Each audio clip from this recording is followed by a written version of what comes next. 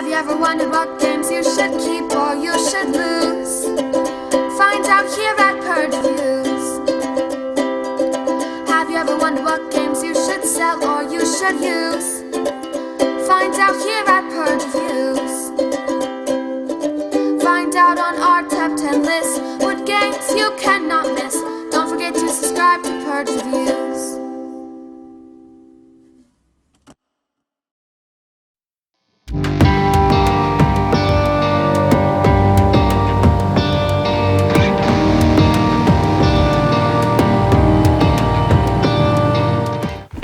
Going, Gone. This is one of my favorite party games. You can't talk about this game, I guess, without talking about Scott Nicholson, who seems and appears to be, from all accounts, one of the nicest men you can meet in the board gaming hobby, and seems to be a real advocate for the hobby. It's exciting to play one of his games. I like the little pictures of him on the front of the box.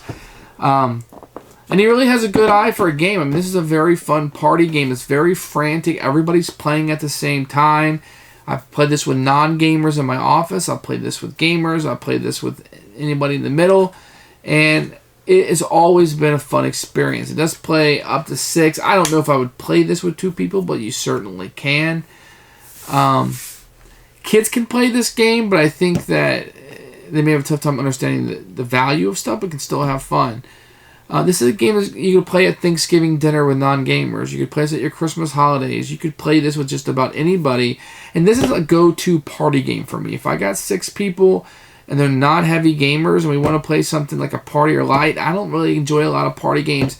This is one I always feel comfortable pulling out. So obviously this is going to be a keeper for me. Just the frantic nature.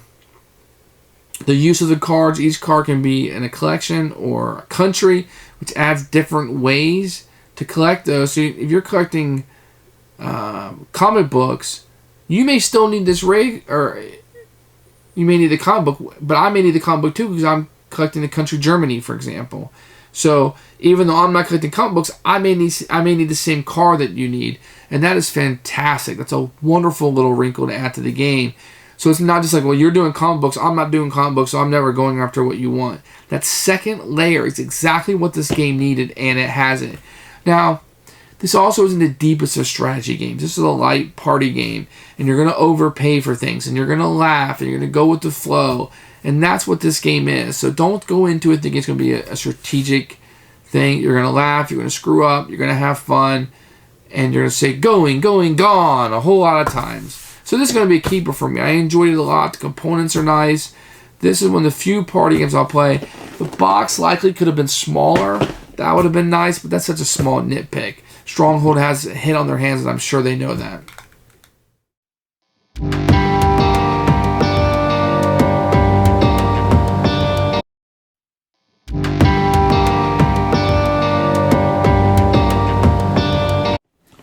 Going, Gone has one of the most unique rule books ever. It's on an auction paddle. These are all the rules you have, and the values are listed here. I'll show that to you in the components section.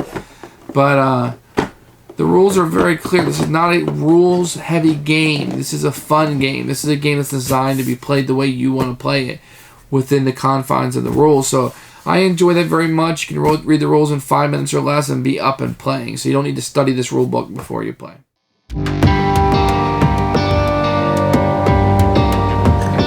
Set up, you're gonna have these 5 cups. I'm gonna set them a little closer than maybe you would, just because I don't have a lot of room here with the camera set up. And then you're gonna place. Let me shuffle these a little bit better. So you're gonna have maybe that card, and you're gonna have 2 cards there. And each card is going to be something you're collecting and a country that it's from, and that's going to be important. So you're gonna have 1 here and say 2 over here. And the beauty of this game is that everything kind of happens in real time. And there's a few variants you can play, but what you're trying to do is you're trying to collect these cards either by type, comic book or baseball cards, so this would be a collection, or by country. It doesn't really have to match. So like the board game, the Mona Lisa, they don't match, so they're not a collection except for the countries. I think that's Germany. So that's what you're trying to do. Collect either by type or by country. And the reason why is because the size of the collection is worth a number of money. So 1 is 2 and 2 is 6. That tells you here each one is worth $1, but here each one is worth $2. And 3 for 12, each one is worth 4. Don't make me do math past that. 5.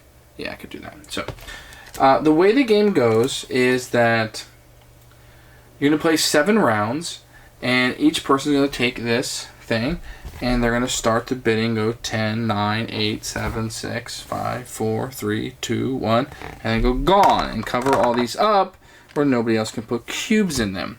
Now, you do have to go at a steady pace. You can't go 10, 9, 8, 7, 6, 5, 4, 3, 2, 1, 0. So whatever pace you go at, you can go at a steady.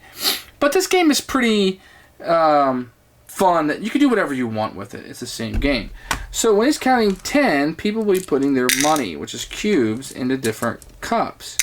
And it can be very frantic. 10, 9, 8, 7, 6, 5, 4, 3, 2, 1. Gone. And something may not be worth as much as you're paying for it. And that's kind of the frantic nature of it, where you're like, you're not really sure how many's in there. You don't have time to stop and count. You're just kind of throwing things around. You're adding more. Like if this stopped, this guy paid 5. There is nobody else that bid on this. He could have got away with just paying 1. But he didn't. He paid 5. And things like that. So, yeah, sometimes you could calculate how much something is worth, but you're not going to have time in this game. And that's the fun in this game. The fun is that you're just throwing these cubes around and you're hoping. And sometimes you'll throw it over there really fast and you'll miss. And you're like, oh, darn. That bid doesn't count. Or you're like 2, 4, or 3, 2, 1. You're trying to get one over there, and the guy goes gone. And you're like, I was willing to pay for it, but I couldn't get the cube in the cup. And so that's the fun of the game. That's really all there is to it. So anything you pay goes in the cup. Whoever has the most gets the card or cards, and you're trying to collect these. Between rounds, you can turn in the cards anytime you want for the value and get more money. Otherwise, you try to save them at the end. And it's just, you just cash them on at the end of the game. Whoever has the most cubes, the most dollars, the most bucks will be the winner.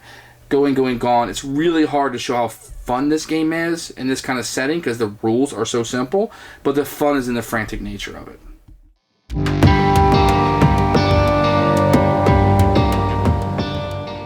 Who should buy this game? This is one of the few games I think should be in most people's collections. I think that as gamers, we have a need for party games. We have a need to invite people in.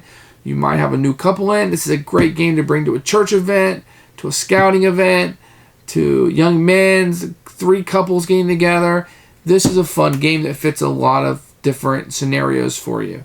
Now, it's not a game you're going to center the night around, I don't think, unless you're playing with non-gamers. I don't think gamers are going to sit around and play this game all night. But it's a fun game.